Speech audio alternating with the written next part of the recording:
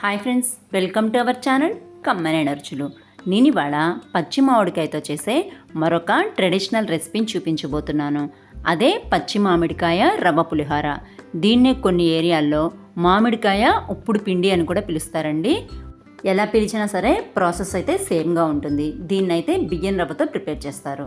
దీన్ని తయారు చేసుకోవడానికి ముందుగా మనం ఒక ప్రెషర్ కుక్కర్లోకి ఏదైనా ఒక మెజరింగ్ కప్పుతో కప్పు రవ్వకి 2 కప్పుల చొప్పున వాటర్ని తీసుకోవాలి. నేనైతే దీంట్లో 4 కప్పుల వరకు వాటర్ని తీసుకుంటున్నాను. 2 కప్పుల రవ్వతో ఈ మామిడికాయ పులిహోరని తయారు చేయాలనుకుంటున్నాను. ఈ 4 కప్పుల వాటర్ని స్టవ్ మీద పెట్టి బాగా మరిగిన తర్వాత 2 టేబుల్ స్పూన్స్ వరకు ఆయిల్ వేసుకోవాలి. ఖచ్చితంగా మనం కప్పు రవ్వ ఉడికించేటప్పుడే 1 టేబుల్ స్పూన్ చొప్పున ఆయిల్ని వేసుకోవాలి. నేను 2 కప్పుల రవ్వను ఉడికించుకుంటున్నాను కాబట్టి 2 టేబుల్ స్పూన్స్ ఆయిల్తో పాటు చిటికెడంత పసుపు, అలాగే కొంచెం ఉప్పును వేసుకోవాలి. రుచికి సరిపడా ఉప్పు కాదండి, కొంచెం ఉప్పును మాత్రమే యాడ్ చేస్తున్నాను.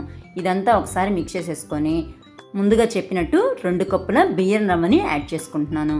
ఈ బియ్యం రవ్వ నేను రెడీమేడ్గా కొనుక్కున్నదండి. ఈ రెసిపీకి రెడీమేడ్ రవ్వ అయితేనే రవ్వ పులిహోర పొడి పొడిగా మంచి టేస్టీగా వస్తుంది.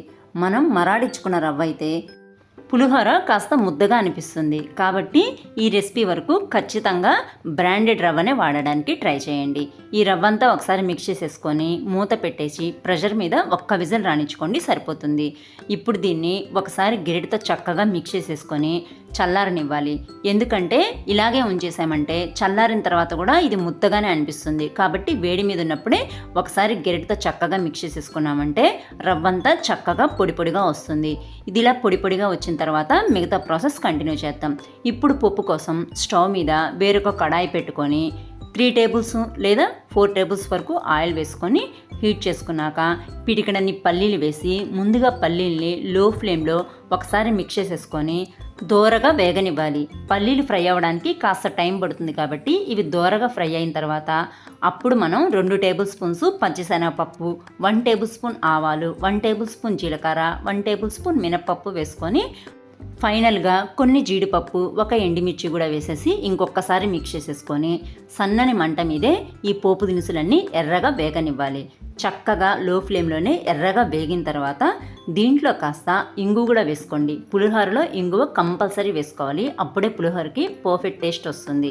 ఇంగు కూడా వేసుకున్నాక ఇంకొకసారి మిక్స్ చేసేసుకొని ఇప్పుడు 2 రెమ్మల కరివేపాకు, అలాగే కప్పుకి 4 చొప్పున పచ్చిమిర్చిని పొడవుగా కట్ చేసుకొని ఆ చీలికల్ని కూడా వేసేసుకొని 2-3 నిమిషాల తర్వాత మనం గ్రేట్ చేసి పెట్టుకున్న మామిడికాయ తురుమును కూడా వేసేసి ఒకసారి మిక్స్ చేసేసి లో ఫ్లేమ్లోనే 5 నిమిషాల పాటు ఫ్రై చేసేసుకున్నామంటే మనం తీసుకున్న మిర్చి ఘాటుకి చక్కగా మామిడి తురుమంతా పట్టేసి పులిహోర తినేటప్పుడు మిర్చి తగిలినా కానీ ఘాటుగా లేకుండా కమ్మగా ఉంటుంది.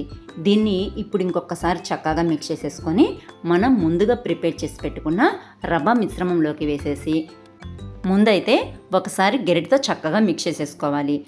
ఈ మామిడికాయ తురుము వేడిగా ఉంటుంది కాబట్టి ముందు కాస్త గరిటెతో మిక్స్ చేసేసుకున్నాక తరువాత రుచికి సరిపడినంత ఉప్పును కూడా యాడ్ చేసేసుకొని చేత్తో చక్కగా కలుపుకోండి. మనం చేత్తో కలుపుకున్నప్పుడే పులిహోర ఉండలేమీ లేకుండా చక్కగా పొడి పొడిగా తయారవుతుంది. కాబట్టి మనం గరిటెతో కలుపుకున్నా సరే ఫైనల్గా మాత్రం ఖచ్చితంగా చేత్తో ఒకసారి చక్కగా మిక్స్ చేసేసుకోవాలి. రొటీన్గా చేసుకునే పులిహోరకి కాస్త భిన్నంగా అప్పుడప్పుడు ఇట్లా బియ్యం రవ్వతో కూడా పులిహోరని ట్రై చేయండి. టేస్ట్ అయితే సూపర్గా ఉంటుంది. మనం ఉప్పుని ఆల్రెడీ రవ్వ ఉడికించేటప్పుడు కాస్త వేసుకున్నాము కాబట్టి ఇప్పుడు కాస్త తగ్గించి వేసుకోండి. అవసరమైతే మళ్ళీ ఇంకొకసారి మిక్స్ చేసేసుకోవచ్చు. మనం చేత్తో ఈ పులిహోరని చక్కగా కలుపుకున్నాక మీ దగ్గర అవైలబిలిటీలో ఉంటేనే లేత కరివేపాకు రెమ్మలు వేసుకోండి. దాంతోపాటు సన్నగా కట్ చేసి పెట్టుకున్న కొత్తిమీర తరుగు కూడా వేసేసి ఇంకొకసారి మిక్స్ చేసేసుకున్నారంటే గుమగుమలాడే మామిడికాయ రవ్వ పులిహోర తయారైపోతుంది. దీన్ని విజయవాడ సైడ్ వాళ్ళైతే మామిడికాయ ఉప్పుడు పిండి అని పిలుస్తారండి. టేస్ట్ అయితే కమ్మగా సూపర్గా ఉంటుంది. ప్రాసెస్ కూడా చూశారు కదా ఎంత సింపుల్గా ఉందో. మరి లేట్ చేయకుండా మీరు కూడా దీన్ని ట్రై చేసి నచ్చితే కనుక లైక్ చేసి షేర్ చేసి ఛానల్ని సబ్స్క్రైబ్ చేసుకోండి. Thanks for watching.